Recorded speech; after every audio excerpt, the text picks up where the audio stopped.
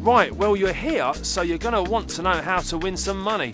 Even if you just have an occasional flutter, you're going to need to know how to put a bet on and what to look for.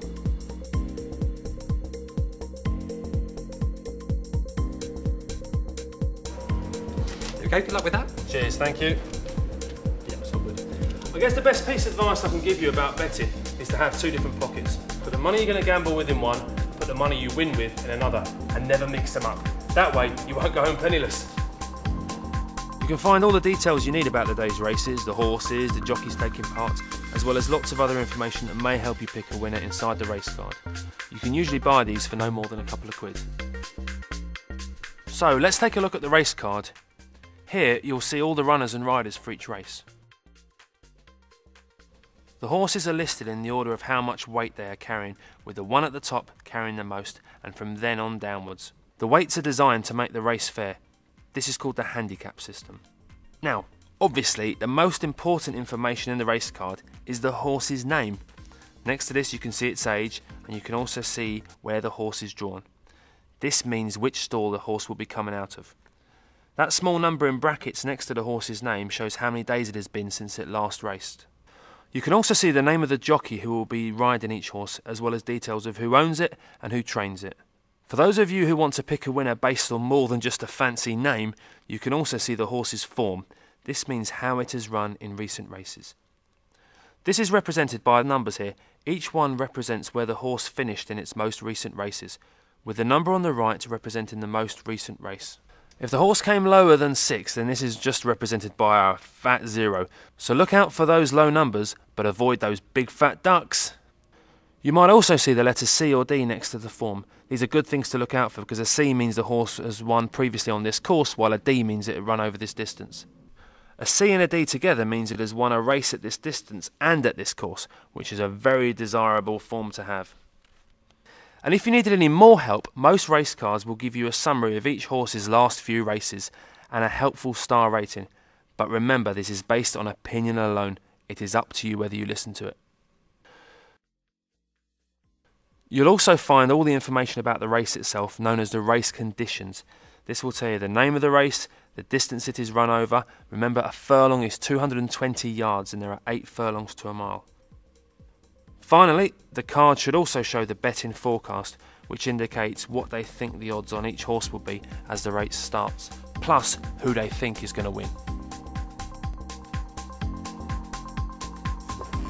You can get a good look at the horses about 10 minutes before each race, and it's from here that you can look for some of the signs that would suggest that they're in form. Have a go, try and pick it yourself.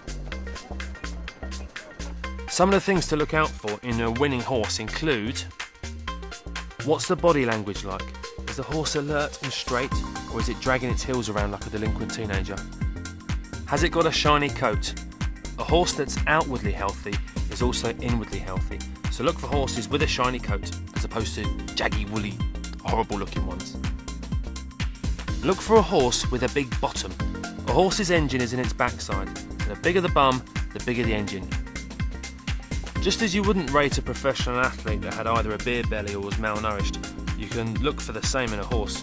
You don't want to see ribs, but similarly you don't want to see a belly hanging over the saddle straps. If you see a horse sweating like Billy Bunter with the keys to the tuck shop, I would give it a big body swerve. Look out for horses with big feet. Particularly on soft ground, those horses with little hooves will find it really hard to get out of the ground, so avoid horses with dainty little cocktail stick legs.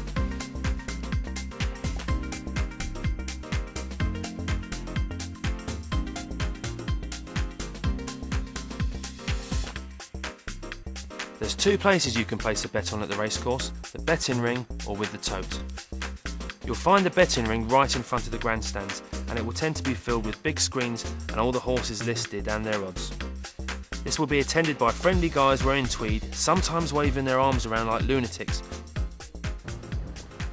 Okay, the other place to have a bet at the racecourse is with the tote. They're manned by really helpful ladies and gents, and if you're not too sure, just ask them.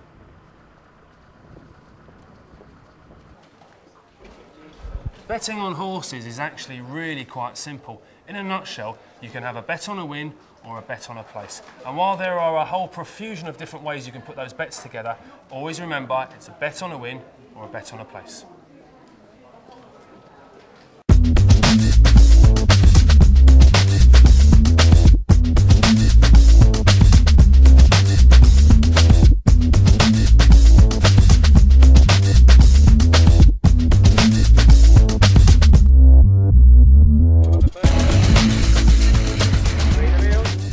You all right there? Can I have a tenner, please, on Alan Sugar's Grizzly Beard? Thank you. Thank you very much. Cheers, thanks, sir. Thank you.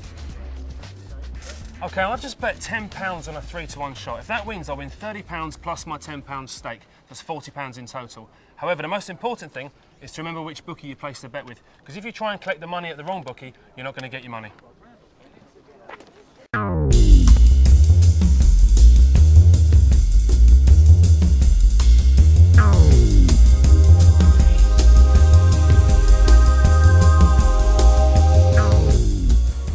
Hi there, can I have £10 please on number 4 to win?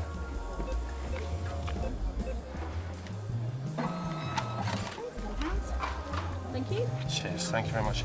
Okay, I've just backed £10 on number 4 to win. Number 4 has to win for me to make any money.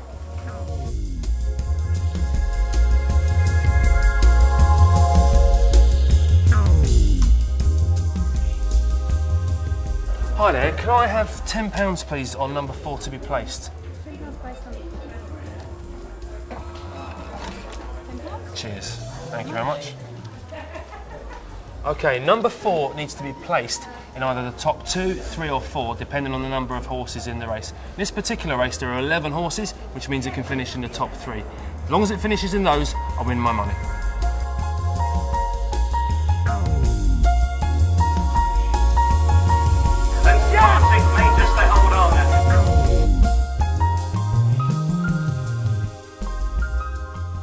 Hi there, can I have a £10 each way bet on number 4, please? Thanks very much. Okay, I've just had a £10 each way bet. That means I've had a bet on a win and a bet on a place. That has actually cost me £20 because it's 2 bets. It's both of them rolled into one. There are a lot more complicated ways to place a bet on, but I'm guessing if you're still watching this video, then you're not too bothered about how to put on a trifactor or an exacta bet. To be honest with you, if you're ever really not too sure, just ask the folks inside. Don't be shy, they'll help you.